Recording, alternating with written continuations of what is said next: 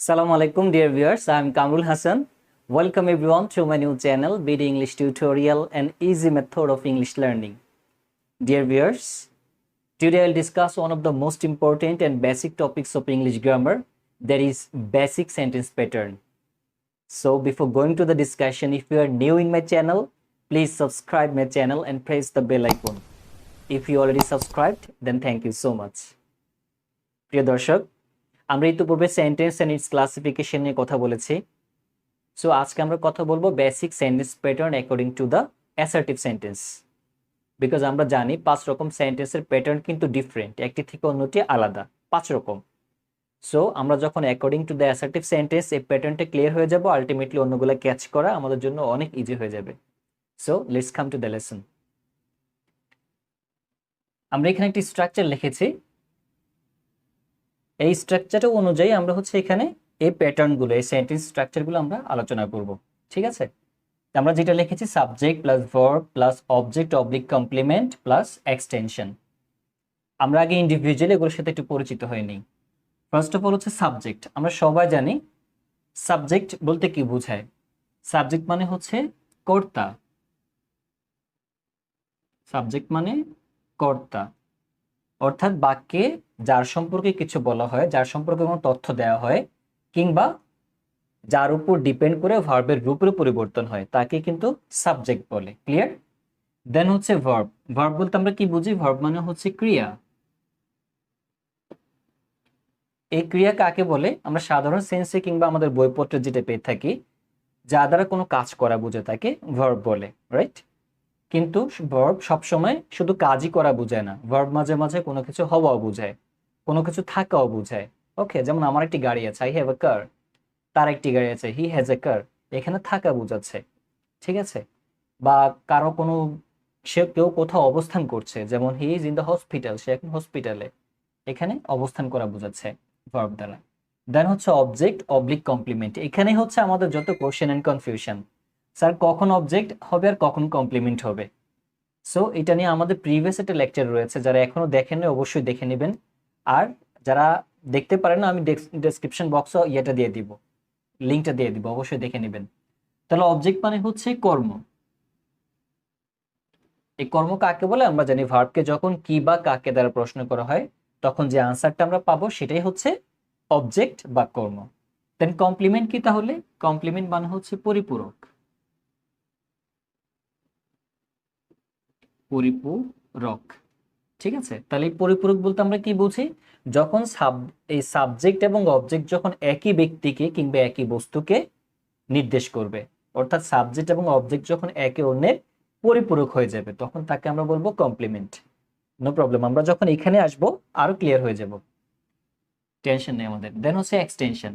Extension কি? যখন আমরা একটা বাক্যে সাবজেক্ট, ভার্ব, অবজেক্ট, কমপ্লিমেন্ট সব পেয়ে যাব, দেন যেটা বাকি থাকবে লাস্ট, সেটাই আমাদের অতিরিক্ত অংশ। সেটা কি? আমাদের অতিরিক্ত অংশ। Okay, then come to the structure. First স্ট্রাকচারটা আমাদের সাবজেক্ট প্লাস ভার্ব। অর্থাৎ এমন একটা সেন্টেন্স আমরা তৈরি করবো যেখানে শুধু একটা সাবজেক্ট থাকবে এবং একটা ভার্ব থাকবে। যেমন খুব ইজি, আমরা যদি বলি হি রিডস। ওকে, একটি সাবজেক্ট একটি ভার্ব। অথবা আমরা বলতে পারি he is reading, he is eating, he is writing, another sentences. Okay, then second one subject plus verb plus object. একটা সাবজেক্ট থাকবে, ভার্ব থাকবে এবং অবজেক্ট থাকবে। যেমন আমরা যদি বলি হি রোট এ লেটার। সে একটি চিঠি লিখেছিল। ওকে, একটি পত্র লিখেছিল। তাহলে এই বাক্যে আমরা জানি যখন ভার্বকে কি বা কাকে দ্বারা প্রশ্ন করব, দেন যে আনসারটা পাবো সেটা অবজেক্ট। তাহলে হি সাবজেক্ট, রোট এখানে ভার্ব, প্রশ্ন করে কি দিয়ে, কি লিখেছিল, দেন আনসার পাবো আমরা এ লেটার। দ্যাট মিন্স এটি বাক্যে object. Clear? Then third one subject plus verb plus complement. এই বাক্যে কমপ্লিমেন্ট থাকবে, অবজেক্ট থাকবে না। So be careful. আমরা দেখি, যেমন আমরা যদি বলি he looks smart, তাকে দেখে কি মনে হচ্ছে? স্মার্ট মনে হচ্ছে। তাহলে এটাকে আমরা অবজেক্ট না বলে কমপ্লিমেন্ট কেন বলছি? এখানে এই লেটারকে বলেছি আমরা অবজেক্ট, কিন্তু এখানে আমরা এই স্মার্টকে বলছি কমপ্লিমেন্ট। হয় বিকজ আমরা বলেছি যখন সাবজেক্ট এবং অবজেক্ট একই ব্যক্তি কিংবা একই বস্তুকে নির্দেশ করবে তখন সেটাকে আমরা কি বলবো, কমপ্লিমেন্ট বলবো, সেটাকে আমরা অবজেক্ট বলবো না। তাহলে এখানে হি যে ব্যক্তি, স্মার্ট সেই একই ব্যক্তি, অর্থাৎ হি দিয়ে আলটিমেটলি আমি স্মার্টকে বোঝাচ্ছি, স্মার্ট দ্বারা আলটিমেটলি হিকেই বোঝানো হচ্ছে। বুঝে গেল? অথবা একই বস্তু হতে পারে, যেমন আমরা যদি বলি হানি টেস্টেস সুইট, তাহলে হানি মানে হচ্ছে মধু, টেস্ট ইজ সুইট অর্থাৎ মধু খেতে মিষ্টি। তা হানি যে বস্তুটা আলটিমেটলি এইটা দ্বারা আমরা কাকে বোঝাচ্ছি, সুইটকে বোঝাচ্ছি।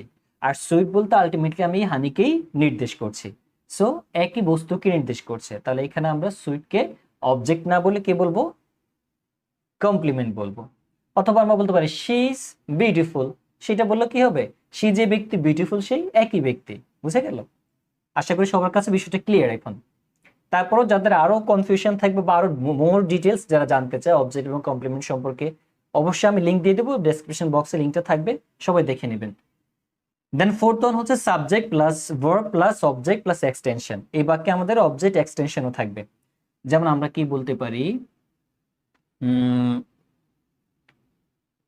I bought A mobile phone, আমি একটি মোবাইল ফোন ক্রয় করেছি। কবে ক্রয় করেছি? স্টারডে। ওকে, তাহলে আমরা দেখি সবকিছু ঠিক মতো আছে কিনা। আই সাবজেক্ট, বট হচ্ছে আমি ক্রয় করেছিলাম, দ্যাট মিনস এটা হচ্ছে ভার্ব। তাহলে এবার ভার্বকে আমরা কি বা কাকে দ্বারা প্রশ্ন করি, কি ক্রয় করেছিলাম, এই মোবাইল ফোন ক্রয় করেছি, তার মানে আমি অবজেক্টটা পেয়ে গেলাম। তাহলে সাবজেক্ট ভার্ব অবজেক্ট পেয়ে গেলাম, যেটা বাকি থাকবে সেটাই হচ্ছে আমাদের এক্সটেনশন। এক্সটেনশনটা হচ্ছে এখানে Saturday. Okay, clear? Then finally number 5, এখানে আমরা subject plus verb plus object plus complement plus extension, ultimately এই স্ট্রাকচারটাই কিন্তু আমরা এখানে লিখে ফেলেছি। সাবজেক্ট থাকবে, ভার্ব থাকবে, অবজেক্ট থাকবে, এখানে কোনো কিন্তু অবলিক নেই যে যে কোনো একটা হবে, বিষয়টা কিন্তু তা না, এখানে দুইটাই থাকবে। এই বাক্যে অবজেক্টও থাকবে, কমপ্লিমেন্টও থাকবে। অনেকে বলতে পারে স্যার এটা কি সম্ভব, একই বাক্যে অবজেক্টও থাকবে কমপ্লিমেন্টও থাকবে? হ্যাঁ, অবশ্যই থাকবে, আজকে আমরা দেখে নিব সেটা। আমরা এখানে লিখছি। ওকে, আমরা যদি বলি we elected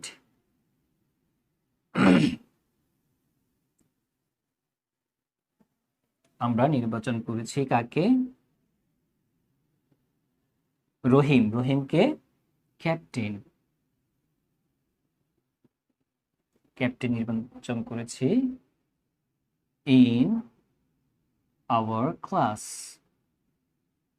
okay, we elected Rahim captain in our class. তাহলে এবার আমরা মিলিয়ে দেখি আমরা কি আসলে বুঝে পেলাম কিনা। সাবজেক্ট উই পেয়ে গেলাম, ভার্ব ইলেক্টেড আমরা নির্বাচন করেছিলাম, তার মানে এটা হচ্ছে ভার্ব। এবার আমরা ভার্বকে কি বা কাকে দ্বারা প্রশ্ন করি, আমরা কি নির্বাচন করেছি বা কাকে নির্বাচন করেছি, রহিমকে নির্বাচন করেছি। তাহলে আমরা সাবজেক্ট পেয়ে গেলাম, অবজেক্ট পেয়ে গেলাম। ঠিক আছে, এবার আমরা কি নির্বাচন করেছি, ক্যাপ্টেন নির্বাচন করেছি। এবার আমরা পেয়ে গেলাম এটা কমপ্লিমেন্ট। তাহলে এটাকে আমরা বলছি অবজেক্ট। ওকে, আর এটাকে বলছি আমরা কমপ্লিমেন্ট। আমরা আরো ক্লিয়ার হয়ে যাব। তাহলে অবজেক্ট পেয়ে গেলাম, কমপ্লিমেন্ট পেয়ে গেলাম, আলটিমেটলি যে থাকবে, অর্থাৎ 3 ভাই, 2 ভাইয়ের নাম আমরা জেনে গেলাম, যে বাকি থাকবে তৃতীয় নম্বর ভাইকে, সেই ব্যক্তি। তাহলে আমরা যেটুকু পেয়ে গেলাম in our class, that means এটা হচ্ছে বাকি আমাদের এক্সটেনশন। ঠিক আছে, তাহলে আমরা এখানে ক্যাপ্টেনকে কমপ্লিমেন্ট কেন বলছি ক্লিয়ার হয়নি।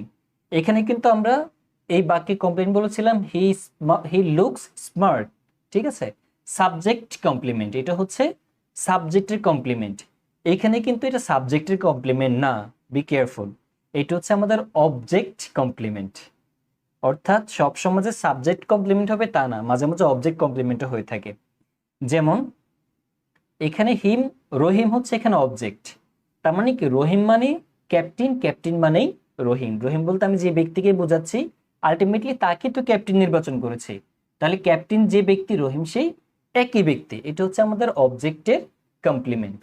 তাহলে আমরা ক্লিয়ার এই বাক্যে, we elected Rahim captain in our class. আমরা অবজেক্ট পেয়ে গেলাম রহিমকে, ক্যাপ্টেন হচ্ছে আমাদের কমপ্লিমেন্ট, আর ইনার ক্লাস হচ্ছে আমাদের এক্সটেনশন। বুঝে গেল?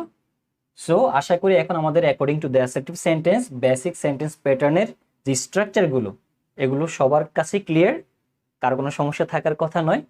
So this is all about our lesson today. I hope you have enjoyed the lesson very much. I'll come back very soon with a new lesson. Till then, take care and bye.